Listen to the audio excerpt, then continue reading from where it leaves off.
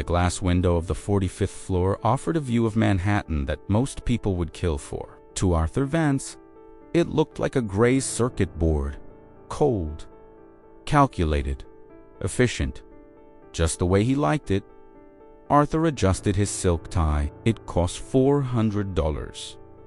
The suit cost $5,000. But the man wearing them felt cheap, hollow. He turned away from the view of the snow-covered skyscrapers. His assistant, Marcus, stood by the door. Marcus was holding a tablet like a shield. "Sir, the board is worried." Arthur walked to his mahogany desk. He did not sit down. "Worried about what, Marcus?" "The stock is up 12% this quarter." "It is not the numbers, sir. It is the image. The layoffs at the Ohio factory. The press is calling you the Ice King of Wall Street." Again. Arthur let out a short, dry laugh. It sounded like paper tearing. "Let them talk. Ice preserves things, Marcus. Heat just burns everything down." Marcus took a step forward. He looked nervous. "The PR team has set up an event. A mandatory event, sir. You need to be seen doing something human, something warm." Arthur checked his watch. It was a Patek Philippe. It ticked away the seconds of his life with ruthless precision. "I do not do warm, Marcus. You know that? It is an orphanage, sir. The St. Mary's Home for Girls in Queens. You go there. You hand out some toys. You smile for the cameras. We donate $50,000. We leave."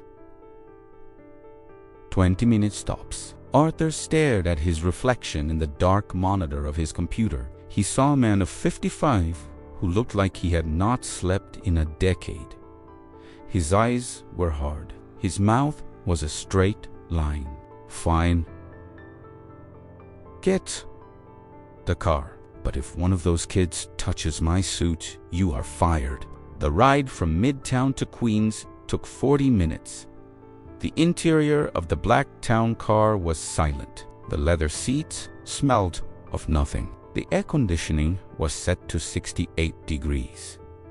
Arthur looked out the tinted window. The scenery changed from glass towers to brick tenements. The snow turned from white powder to gray slush. He hated this. He hated the messiness of poverty. He hated the unpredictability of children. He had no children. He had a wife once, but she left 10 years ago. She told him that hugging him was like hugging a marble statue. She wanted a family. He wanted an empire. He got what he wanted. The car slowed down. "We are here, sir." Marcus opened the door. The cold air rushed in. It smelled of exhaust fumes and old frying oil. Arthur stepped out. His Italian leather shoes crunched on the dirty ice. The building was a red brick block.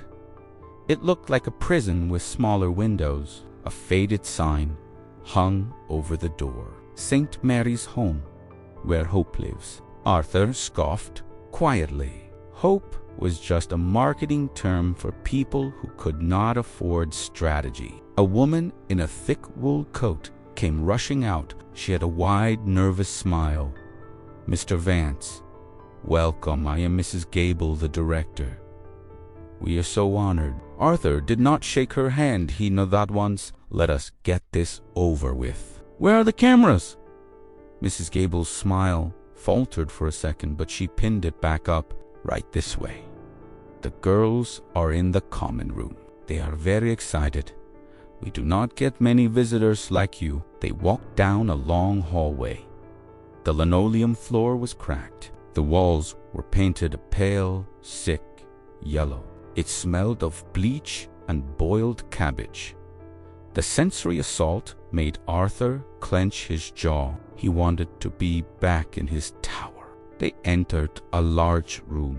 It was decorated with paper snowflakes and cheap plastic garland. About 30 girls sat on the floor or on mismatched chairs. They ranged from 5 years old to 15. They all wore clothes that looked slightly too big or slightly too small. When Arthur entered the room, went silent. A photographer from the PR agency snapped a picture. The flash blinded Arthur for a second. "Okay, everyone," Mrs. Gable clapped her hands. "Say hello to Mr. Vance." "Hello, Mr. Vance." The chorus of voices was weak, scared. Arthur stood stiffly in the center of the room. He felt like an alien species. Marcus handed him a wrapped box. "Just give it to the nearest child, sir." And smile. Arthur looked down. Standing near his leg was a small girl. She could not be more than 7 years old. She had messy brown hair and big round glasses that were taped at the bridge. She was wearing a pink sweater that had a stain on the collar. Arthur extended the box. He tried to move the corners of his mouth upward. It felt painful. "Here. Merry Christmas." The girl did not take the box. She looked at the gift. Then she looked at Arthur's shoes. Then she looked up at his face. Her eyes were intensely blue, unsettlingly intelligent. She did not smile.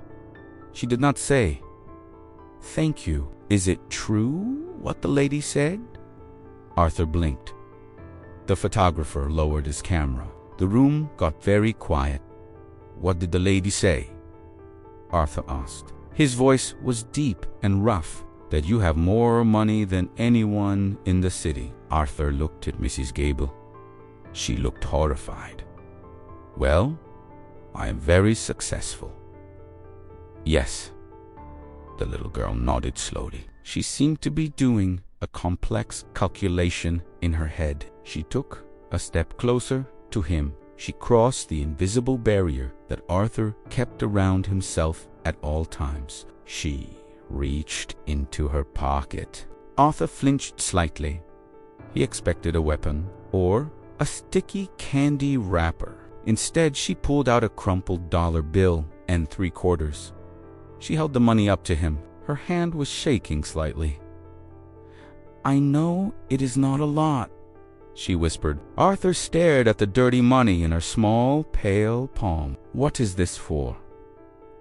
The girl took a deep breath. She looked him straight in the eyes.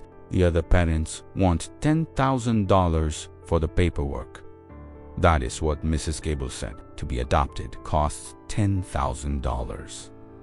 She pushed the money closer to his expensive suit. "But I am on discount.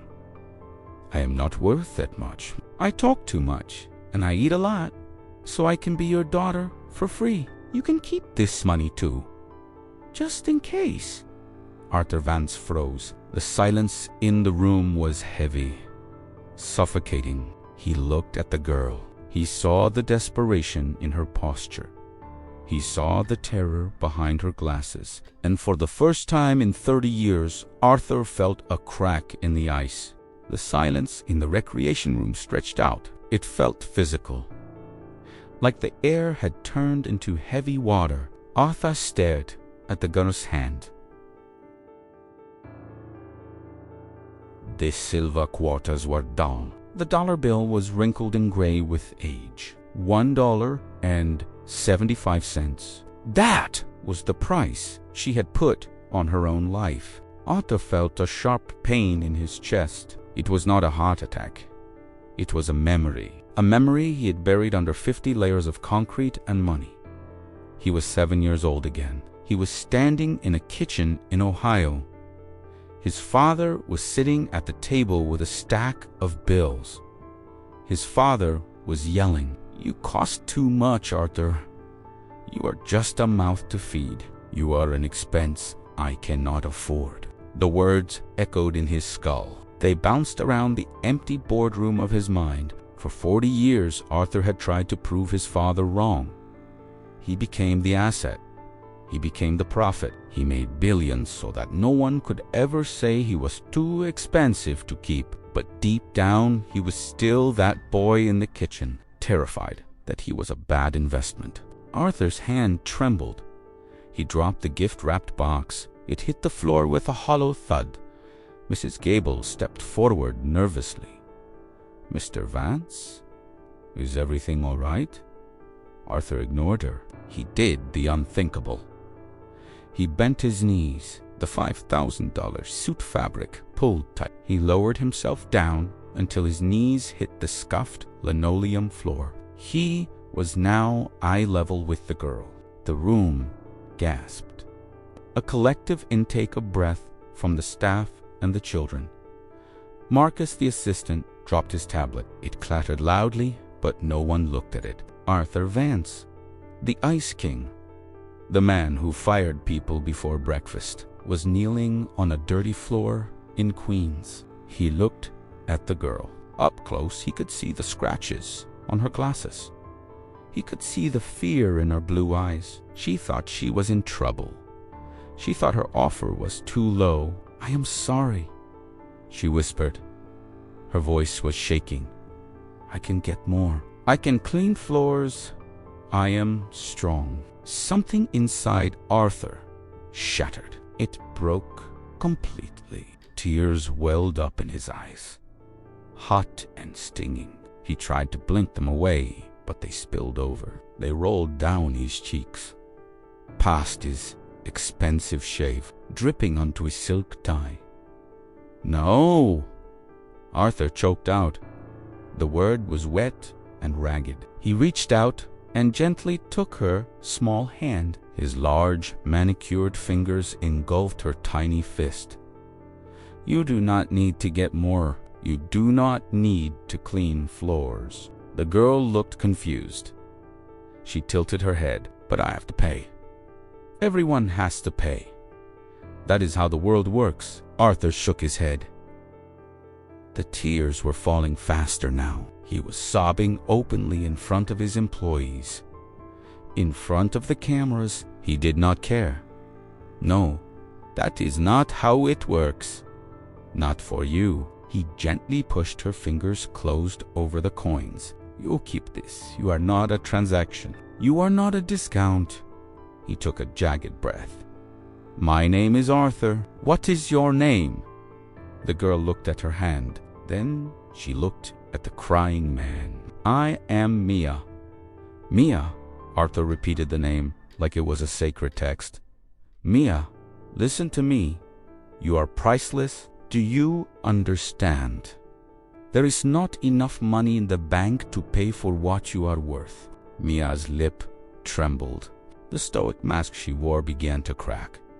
"But nobody wants me for free. They returned me. 3 times they said I was too quiet or too sad." Arthur felt a surge of rage so powerful it made his vision blur. Rage at the system. Rage at the parents who returned the child like a defective toaster. Rage at a world that made a 7-year-old feel like a burden. "I was sad to Mia," Arthur said softly. "I was very quiet and very sad. And people told me I was not worth anything either." Mia's eyes went wide. But you are rich. You are the boss." Arthur smiled through his tears. It was the first genuine smile he had worn in years. It was crooked and messy. "I am just a sad boy in a fancy suit, Mia." He opened his arms. It was an invitation, a terrifying risk. Mia hesitated for a heartbeat. Then she dropped the coins.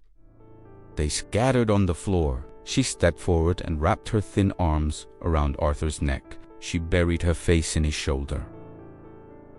Arthur closed his eyes. He wrapped his arms around her small frame.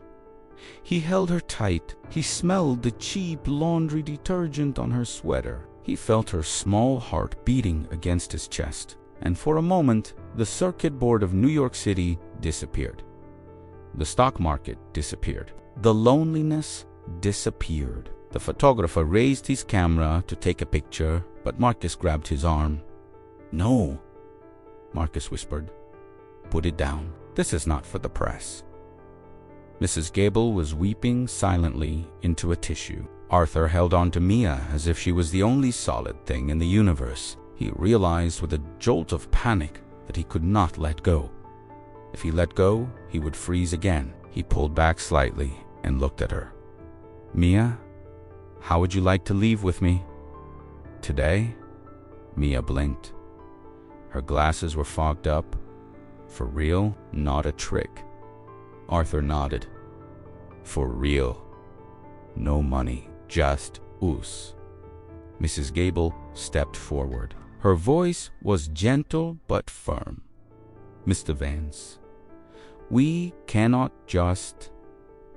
There are protocols, background checks, court dates.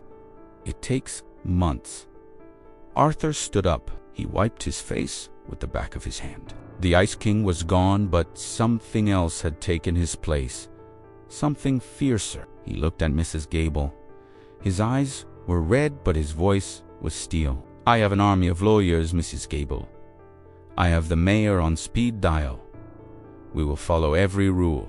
We will respect every protocol. But I am not leaving this building without a promise that she is coming home with me." He looked down at Mia. "We are going to fix this, both of us." But the world outside the orphanage was not as simple as a hug. And Arthur was about to learn that money could buy a lot of things, but it could not buy instant healing. Arthur thought the hard part would be the lawyers. He was wrong. The lawyers were easy. He paid 3 firms to work around the clock. He buried the state of New York in paperwork. He used his influence to expedite the home study. Money greased the wheels of bureaucracy until they spun so fast they smoked. 3 weeks later, he brought Mia home. The hard part was the silence. The elevator doors slid open directly into the penthouse foyer. The space was cavernous. The floors were Italian marble, so polished they looked like water. The walls were hung with abstract art that cost more than the entire orphanage building. Mia stood at the edge of the elevator car. She was wearing a new coat Arthur had bought her. It was cashmere. She looked like she was afraid to step out. "Come on inside, Mia," Arthur said gently. He walked onto the marble. His footsteps echoed. Mia took a hesitant step. She looked at her sneakers. She looked at the white floor. She tipped as if she was afraid of leaving a mark. "Is this a hotel?" she asked. Her voice was barely a whisper. "No, this is our home." Arthur felt a strange tightness in his throat. Saying the word home felt like a lie. This was a storage unit for a rich man. It was not a home. He led her down the hall. "I had a room set up for you. The designers finished it yesterday." He pushed open a double door. The room was pink. Aggressively pink. There was a canopy bed that looked like a castle. There were shelves lined with hundreds of dolls. There was a motorized toy car in the corner. It was every child's dream. Or so the catalog said. Arthur watched her face. He expected a smile. He expected her to run to the toys. Mia stood frozen in the doorway. Her eyes went wide behind her taped glasses. She began to tremble. "Do you like it?" Arthur asked. He felt suddenly unsure. Mia took a step back. Her breathing got shallow and fast. "It is too much," she whispered. "What do you mean?" "If I break something, I cannot pay for it. I do not have any more money." She looked at the mountain of expensive dolls with terror. To her, this was not a playground. It was a minefield of potential death. "Achtung, knelt, Mia. You cannot owe me anything. Everything here is yours. You can break all of it. I do not carry. I will buy more." Mia shook her head. She backed away until her back hit the hallway wall. She slid down to the floor and pulled her knees to her chest. "Please, take me back. I am going to mess it up. I am not supposed to be here." Arthur felt helpless. He was a master of the universe. He commanded thousands of employees, but he could not convince a 7-year-old girl that she was safe. He sat on the floor next to her. He loosened his tie. "We do not have to go in there." "Not yet." They sat in the hallway for an hour. Arthur missed a conference call with Tokyo. He did not care. Later that evening, the personal chef prepared a meal, roasted chicken with truffles and glazed carrots. They sat at the dining table. The table was 12 feet long. Arthur sat at the head. Mia sat on the side. There was 6 feet of empty mahogany between them. Mia stared at the food. She did not pick up her fork. "Is something wrong with the chicken?" Arthur asked. Mia looked at the chef, who was standing by the kitchen door. Then she looked at Arthur. She picked up a bread roll. She took a small bite. Then she quickly looked around the room. She slipped the rest of the roll into the pocket of her hoodie active, saw it. Frowned. "Mia, you can eat it now. There is plenty. I am not hungry." She lied. The night wore on. It was a disaster of awkwardness and unspoken trauma. Arthur tried to read her a book, but she sat stiffly on the edge of the sofa. She flinched every time he moved his hand too fast. At 10 o'clock, he tucked her into the castle bed.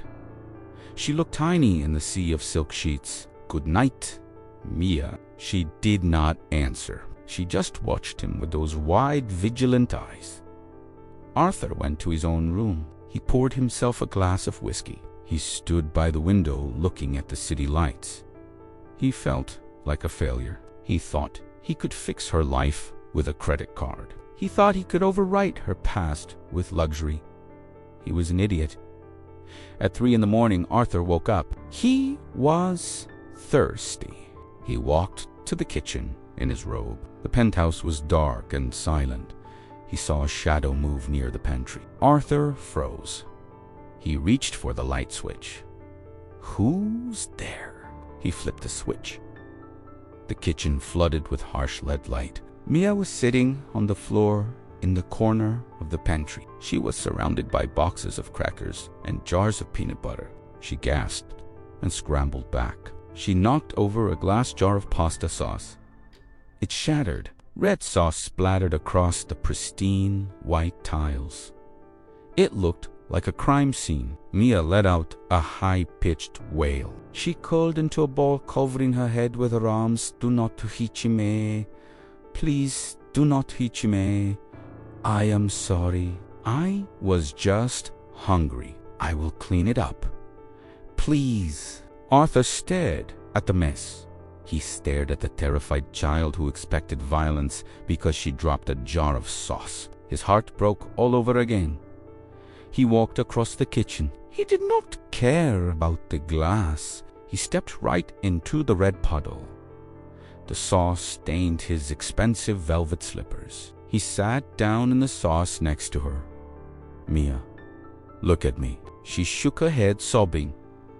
"I am sorry. I am sorry." Arthur reached out and pulled her into his lap. He did not care about the mess. He rocked her back and forth. "I am not going to hit you. I am never going to hit you. It is just sauce, Mia. It is just a jar." He held her while she cried. He realized then that the symbiotic healing had begun, but it was not going to be pretty. It was going to be messy. It was going to be painful, and he had to be willing to sit in the mess with her. Arthur looked at the pantry shelves. He looked at the hoarded food she had tried to steal. She was starving, not for food, but for security.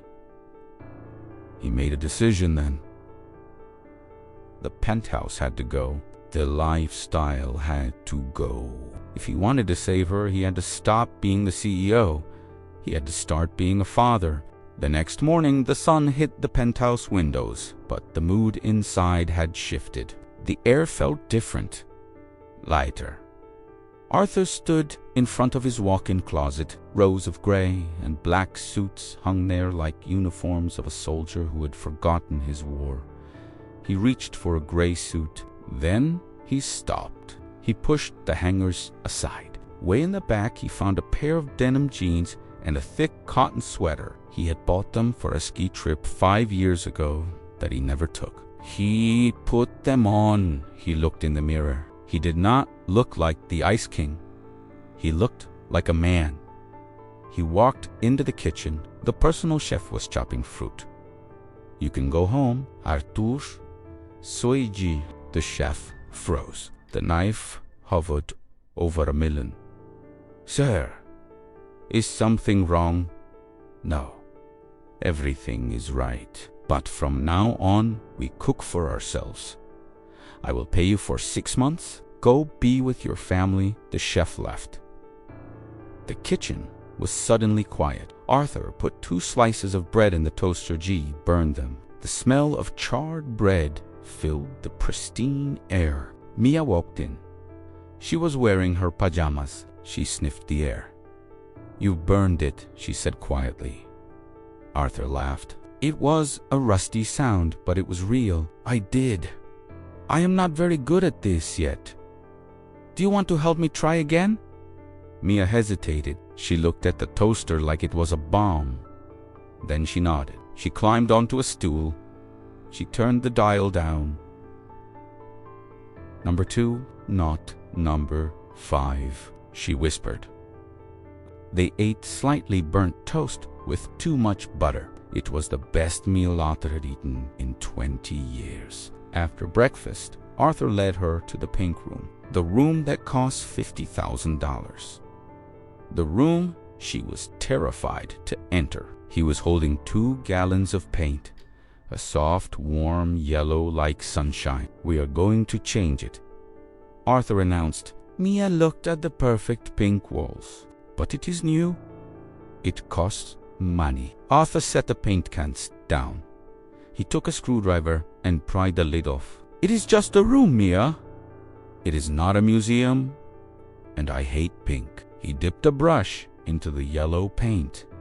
He did not tape the edges. He did not put down a drop cloth. He slapped a thick, messy streak of yellow paint right in the center of the wall. Paint dripped down onto the white carpet. Mia gasped. Her hands flew to her mouth. "You made a mess. You ruined the carpet." Arthur dipped the brush again. He handed it to her. "Your turn. Ruin the carpet. Make a mess," I commanded. Mia took the brush. Her hand was shaking. She looked at the paint on the carpet. She looked at Arthur's encouraging nod. She reached out and touched the wall with the brush. A small yellow spot appeared. "Bigger," Arthur said. "Be brave." Mia pushed harder. The brush slid. Paint splattered onto her sleeve. She flinched, waiting for the yelling. Arthur dipped his finger in the can and wiped a smudge of yellow paint on her nose. "Now we match," he said. Mia's eyes went wide. Then a tiny sound escaped her throat. A giggle. It grew into a laugh. A real child's laugh. She dipped the brush and attacked the wall. For 3 hours, they destroyed the perfect room. They painted over the expensive wallpaper. They got paint in their hair. They got paint on the expensive dolls. By noon, the room looked terrible and wonderful. It looked like humans lived there. The elevator chimed. Marcus stormed in. He was holding a stack of files. He was red in the face. "Sir, you are not answering your phone. The Tokyo partners are waiting on the video link. The merger is falling apart." Marcus stopped. He saw Arthur Vance, the billionaire, sitting on a ruined white carpet, covered in yellow paint, eating a sandwich with a 7-year-old girl who had yellow paint in her hair. Arthur looked up. He did not stand up. "Tell them I am out, Marcus." "Oh, it? For how long, sir?" Arthur looked at Mia. She was smiling at him. Her glasses were crooked. She looked safe. "Indefinitely.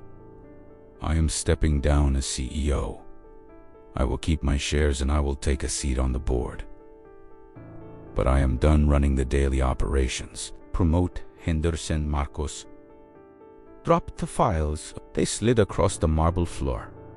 "Sir, You are walking away from an empire. Arthur wiped a crumb from his chin. I am building a new one, Marcus. A better one. Now please leave. We have to finish this wall. Marcus stood there for a long time. Then he nodded slowly. He turned and left. The elevator doors closed. The silence returned, but it was not heavy anymore. Mia put down her paintbrush. She looked at Arthur. Her expression turned serious again. Arthur. Yes, Mia. How will we pay for all this? If you stop working. She gestured to the paint, the food, the apartment. Arthur shifted closer to her. He took her small, paint-stained hands in his. I have enough money, Mia. We will never run out. But even if we did, I would not trade you. Mia looked down at their joined hands. Remember when I said I could be your daughter for free? Arthur felt the lump in his throat return. I remember. I was wrong, Mia whispered. Arthur's heart stopped. What do you mean? She looked up at him. Her blue eyes were clear. The fear was gone. It is not free. You have to play with me, and you have to make me toast. And you have to paint walls. It is actually a lot of work. Arthur let out a breath he did not know he was holding. He pulled her into a hug. He did not care about the paint on his vintage sweater. He did not care about the Tokyo deal. You drive a hard bargain, kid, Arthur said into her hair, but I accept the terms. Mia hugged him back. She squeezed tight. Okay, Dad, she said. It was the first time she had used the word. It hung in the air. More valuable than the penthouse, more valuable than the stock portfolio. Arthur Vance closed his eyes. The circuit board of his heart finally connected. Deal, he whispered. Outside, the snow began to fall on New York City, covering the grime and the noise in a blanket of white. But inside the apartment, it was warm. And for the first time in a long time, it was a home.